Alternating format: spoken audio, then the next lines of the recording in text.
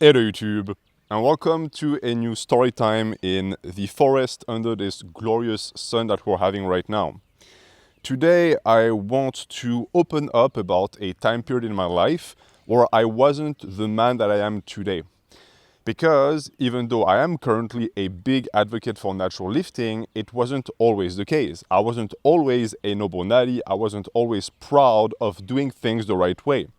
Instead, there was actually a time period in my life where I was entirely black-pilled, I had given up on myself and my potential, and I was seriously considering going on PEDs.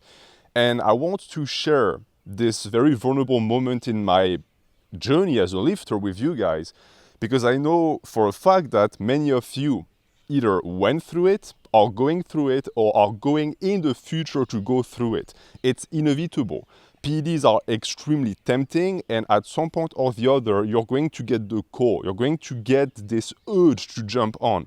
And I hope that this video is going to be the factor that makes it so that you don't, because I'm sitting right there today, natty, forever natty, and I'm extremely happy I made that choice. And I was in the past helped. There was a helping hand that allowed me to make that choice. And I hope I can be that hand for you today. So let's get into this story time. Before that, of course, if you want to support the channel, if you want to keep the videos coming, you can support the page and my efforts on the Ko-fi page for the channel. It's the first link in the description. You can pledge $3 a month. That makes a tremendous difference for me. All right. With that out of the way, I first have to take you back to 2015 where it all started. This is the year where I left home, I left France, and I moved to the US. It was the first time I was by myself, and it was also the first time I went to an actual gym. Because before that, all of my training was done in my bedroom with dumbbells and with body weight. And when I started going to that gym, it was also the first time I started to compare myself to others. Because for the first time I had people around me. I was no longer the biggest person in the room. And that is very important because it also coincides with the time period where I started to consume YouTube fitness. I started to watch a ton of videos because I wanted to know more. And this, of course, was extremely beneficial. I learned a lot and I started to progress extremely quickly in the gym. But it's also the moment where I lost something very important, and it was the ability to be content with my gains. For the first time, I started to get jealous of others.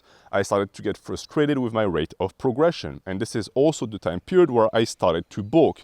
Seriously, because previously to that, I lived at home with my mom, and my mom would put food on the table, and I would eat the food. If I said, hey, could you make this or this for me? She would laugh in my face and say, no, you are receiving food for free. You eat what I put in front of your face. And that worked out pretty well because I gained a ton of lean mass doing that. But for the first time, I was able to decide what I was going to eat. And so I started to eat a lot of food. I told that story in the past on the channel. I would eat Subway several times a day because the footlongs were extremely cheap. And so I was entering a very high caloric surplus, which also at the start greatly benefited my progression because I was growing extremely quickly and I was seeing great improvement at first. But even these great improvements weren't enough because I was impatient. For the first time in my life, it was no longer enough. I wanted more. And it was positive in a sense because it's what allowed me to keep progressing. Many people, they stall because they reach a point in their existence where they're perfectly satisfied with their physique, and that is okay. But at this point, you stop growing. I wasn't like that. I was never satisfied. And YouTube Fitness also fueled that dissatisfaction because pretty much every single person I was watching back then was bigger and stronger than me. So I thought to myself, okay, I'm going to get as big and as strong as them. I'm going to do whatever it takes. And I did. I was extremely serious. I was very devoted to the gym. And it was also when I started to really obsess with strength because I had back then bought into the belief that if I just kept getting stronger and stronger, regardless of other parameters, I would get bigger. So this is also when the combo of powerlifting and the bulk came into action. And as a result, sadly, I just got fat.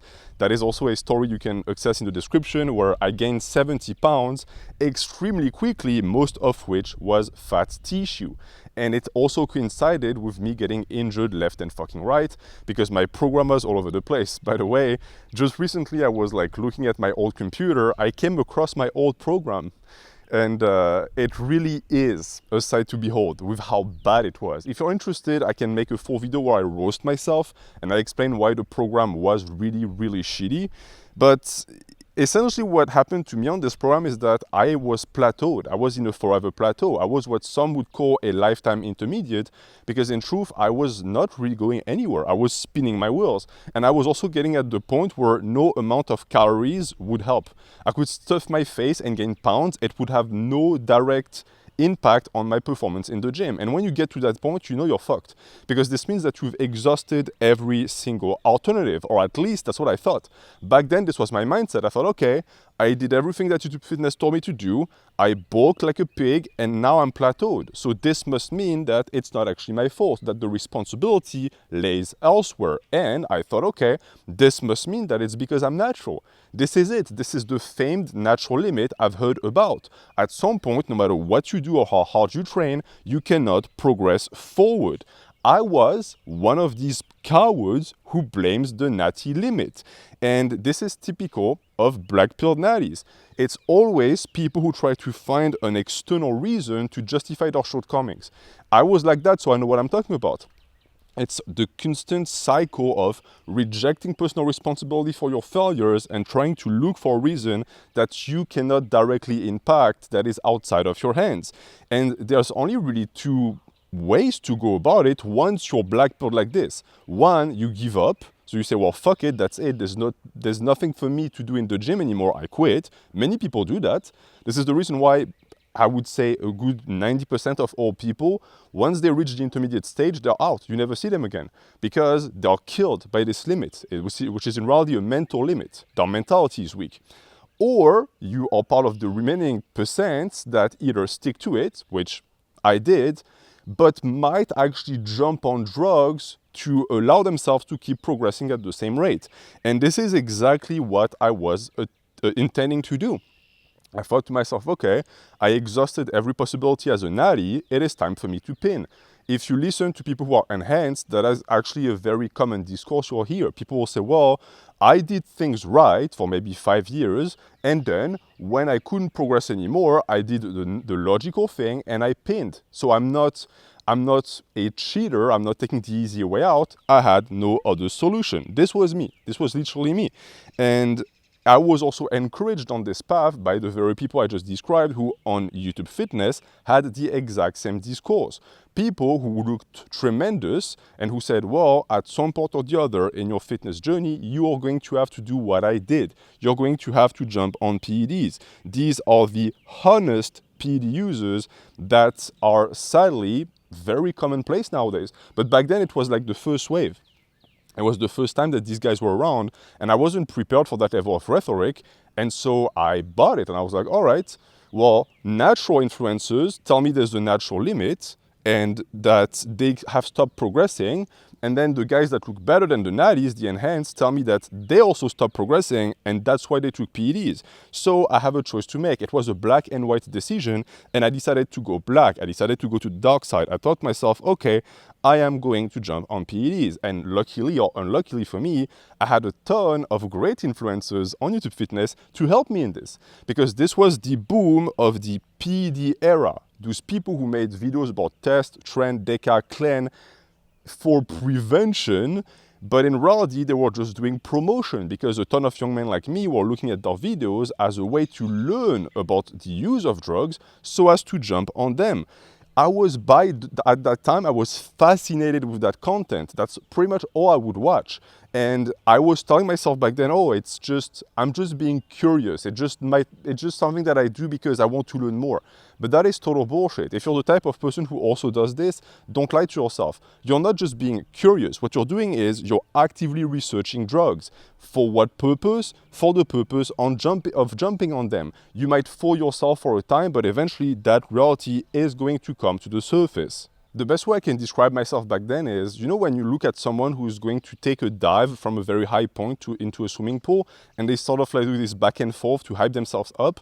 This was exactly me. The more of these videos I consumed, the more these guys told me, oh, the side effects are not that important, look at the benefits, the more I was getting enthralled by the idea of PED use. And every single young man who has taken PEDs knows that there is always a time period where you romanticize the use, and this is what allows you to make that decision, a decision that you know is not logical, that you know is dangerous. But in your head, the goods are going to outweigh the bad, and so you do it.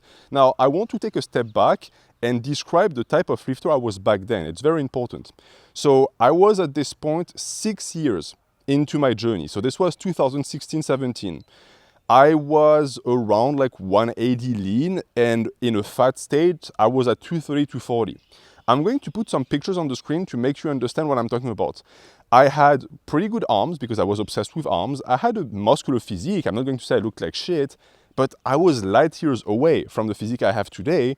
And on top of that, I had glaring weak points all over. I had no back whatsoever. My back was like a fridge. It was garbage. I had no lat. I had no width.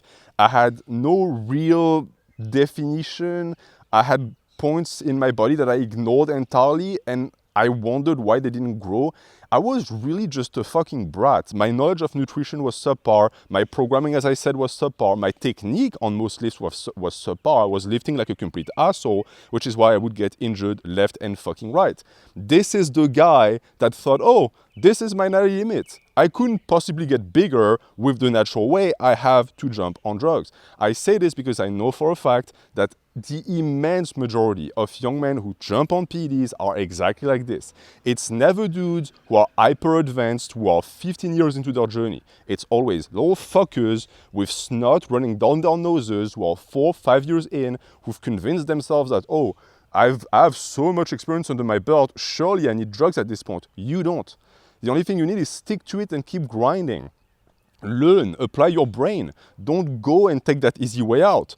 I wanted that easy way out because I had something to hide, I had something to camouflage. My own laziness and inability to train properly, but also my lack of knowledge. I was dumb as fuck back then. This is what makes young men jump on PEDs. It's stupidity and it's a fragile ego, reinforced by the fact that you listen to people on Instagram, on YouTube, who also are stupid, who also have a fragile ego, and who made that wrong choice to jump on drugs to hide these facts instead of working on them like a man.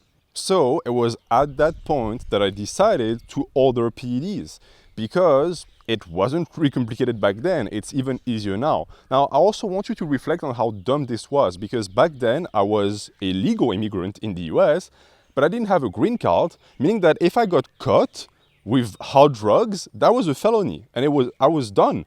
I was out. I would have been extradited from the country. I would have been sent back home. But back then, I thought the deal was good. I thought, oh yeah, totally, the risk is worth the reward. Go for it, kid. But the thing is that I couldn't really tell where I was supposed to order these products online, and so I needed a contact in real life. And this is actually what saved my ass. It's the fact that I wasn't able to procure these products by myself. It's the fact that I had to go through someone else. And that someone else was a group of enhanced bodybuilders that I met at my uni gym. The gym I went to was a huge gym where all of the kids, the students went to, even people from within the community. And from within this group, we had like a large group of bodybuilders who were clearly on drugs, who ran the gym, meaning that they were super obnoxious with the staff, very, very loud and boisterous, and you couldn't really avoid them. Meaning that these were the type of people that would approach you and start chatting even if you didn't want to. And essentially what these guys did is they adopted me because I was also bodybuilding, albeit poorly at the time, and they took a liking to me because I was one of the few people there, the few young kids who actually pushed themselves, who actually went to the gym all the fucking time. And so I got to spend a lot of time with these guys looking at the way they train. And a number of things appeared immediately evident to me. One, these guys were all idiots, meaning that these were not smart individuals, they were not the sharpest tools in the shed, and it also showed in the way they trained because most of the stuff they did was machine and cables with super high reps, horrible form, and baby weight for the most part, stuff that I could move, yet they were twice my size. So I was like, okay, yeah, PEDs are the real fucking deal, they clearly work, but why are these guys so bad at what they do? Like, they're bodybuilders. Why do they suck so much at the one thing that matters, which is the training? This is when I started to realize, oh, maybe taking PEDs is going to prevent me from developing my brain and developing my ability to know what the fuck I'm doing in the gym, because clearly these guys don't know what the fuck they're doing. And at this point, I have to mention one of these guys, the guy I was the closest to, who was such a character that I'm certain you're going to get a kick out of it. So I'm not going to cite his name, but just to give you a broad description of the guy, he was a 5'5" ex-military dude who had a permanent buzz cut, who was always red in the face, always screaming, and always super angry at everyone for no reason. He was the stereotypical short dude who tries to compensate for something with PEDs. And the guy was quite the character, meaning that everyone knew him in the gym because he would approach you and talk about the most random things. Now, fun thing about the dude, he was Jewish. And the reason why I tell you he was Jewish is because the guy would show up to the gym with a yarmulke. And one day he showed up without the yarmulke with a cross, a Christian cross. And so me being curious, I asked, hey, what the fuck is up with that? And the dude told me, oh, I got banned from my synagogue because I went up to people and I started to tell them that the Holocaust never happened. So the guy went to a synagogue with other Jews and started to actively negate the Holocaust. So naturally the guy got banned. Like the rabbi was like, you're out. And out of spite, the guy converted to Catholicism, but then he went to a church and did the exact same thing, and the priest or whoever banned him too. So he had a screw loose. And I still remember one day I was doing squats. I will never forget. I was doing squats and the guy approached me in the squat rack and he started just blabbing about that stuff very loudly about like, this never happened and the numbers don't match up and the window of this. And I was like, holy fuck. It's one of these situations where like, it's like someone screaming the N-word at the top of their lungs and you're trying to act so as people don't associate them with you. I was so uncomfortable. It was horrible. For some reason, he never got banned from that gym, even though he would do that all the time. And I think the reason why he did that is because his brain was shut. Because this dude was on trend, and I know he was on trend because he was not shy about telling people he was on trend. He was pinning a lot of that shit, and it made him super aggressive for no reason, but also, I think it toxically destroyed his brain. He was not able to really think straight. His emotions were all over the place. That guy struggled to bench 3 plates. This dude with this amount of drugs in his system still couldn't do something as trivial as benching 3 plates. It was weird and sad at the same time because he also had a very subpar physique, even with all of these substances. And it might sound weird, but being next to this guy pretty much every single day was the best thing that could have happened to me because it just convinced me to never do this shit. I was like, okay, clearly every single one of you guys in that group are not doing well in life. Even in the gym, you're not doing that well. And yet you're taking the product that I thought was going to fix myself. So I'm doing something wrong here. I'm not heading down the right path. And another thing opened my eyes to, which is the fact that these guys started to open up to me because we spent so much time together. And I quickly realized that all of this aggressivity and confidence was just a facade. It was to hide all of their insecurities and the fact that they were not happy with who they were. And the drugs was just a way to hide that. Jew guy, for example, from what I understood talking to him, had a very conflicting relationship with his dad. His dad, who was a practicing Jew, and so I think that it was his way to get back at him, to do all of these things. So it was really just a big cry for help. And talking about a cry for help, there's another event that really opened my eyes to the nature of PEDs and what it does to a man. And that is when one of these guys from the group, who had just recently jumped on, showed up to the gym and he was massive. Like, I hadn't seen him for like 2-3 weeks. The guy looked like a completely different person. Massive arms, massive chest, just puffed up. And essentially what the dude had done is he started a very heavy oral-only cycle. So he was swallowing D-ball like it was fucking candy. And it was working, granted, and the guy was super happy about it, super confident, bragging about it. Okay, good for you. 2 or 3 months go by and the same guy shows up, this time off, because he had to cycle off because of the toxicity of the products. And I will never forget the look on his face. Because 1, he had lost all of his gains. So he was right back to 0.0, and 2, he looked lost. Like, he looked like he didn't know what the fuck he was doing in the gym. I remember him going to like a tricep extension machine and doing a few reps and like holding his elbows like it hurt him. Like, he couldn't really live in his own body anymore. Like, his body had become a foreign entity because he had lost so much muscle, so much strength.